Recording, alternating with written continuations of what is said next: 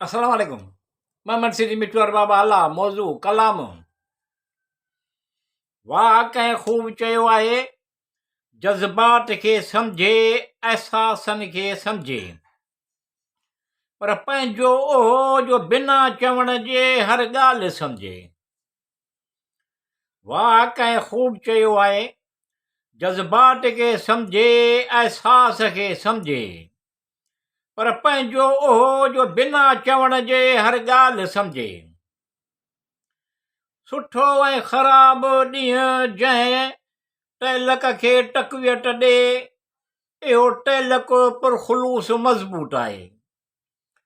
सुठो ऐं ख़राब ॾींहुं जंहिं टहिलक खे टकवियट ॾे, इहो टहिलक पुरख़ुलूस मज़बूत आहे।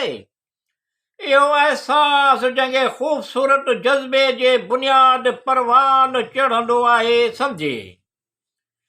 वाह कंहिं ख़ूब चयो आहे, जज़्बात खे सम्झे, एहसास खे सम्झे, पर पंहिंजो उहो जो बिना चवण जे हर ॻाल्हि सम्झे।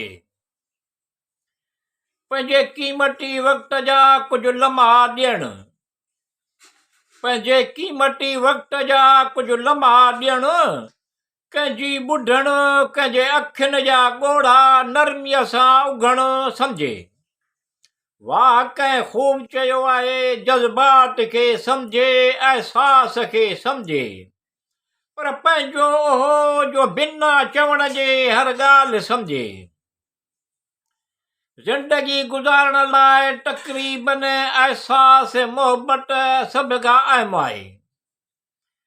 ज़िंदगी गुज़ारण लाइ तक़रीबन एहसास मोहबत सभ खां अहम आहे। ॿ चार ॿोल प्यार मोहबत सां मिठा ॻाल्हाइणु, सम्झे। वाह कंहिं ख़ूब चयो आहे, जज़्बात खे सम्झे, एहसास खे सम्झे, पर पंहिंजो उहो जो बिना चवण जे हर ॻाल्हि सम्झे। अजब आहे जेसीं ताईं तलख़ तजुर्बा न हुजनि, तेसीं ताईं तक़रीबन।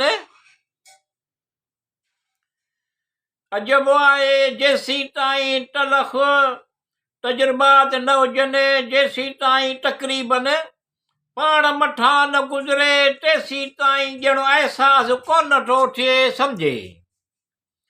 वाह कंहिं ख़ूब चयो आहे, जज़्बात खे सम्झे, एहसास खे सम्झे, पर पंहिंजो उहो जो बिना चवण जे हर ॻाल्हि सम्झे। सुवाल हो, सफ़र घणो अहम आहे या मंज़िल? सुवाल हो, सफ़र घणो अहम आहे या मंज़िल? जवाब हो, मनपसंद शख़्स जी मौजूदगी, सम्झे। वाह कंहिं ख़ूब चयो आहे, जज़्बात खे सम्झे, एहसास खे सम्झे, पर पंहिंजो उहो जो बिना चवण जे हर ॻाल्हि सम्झे।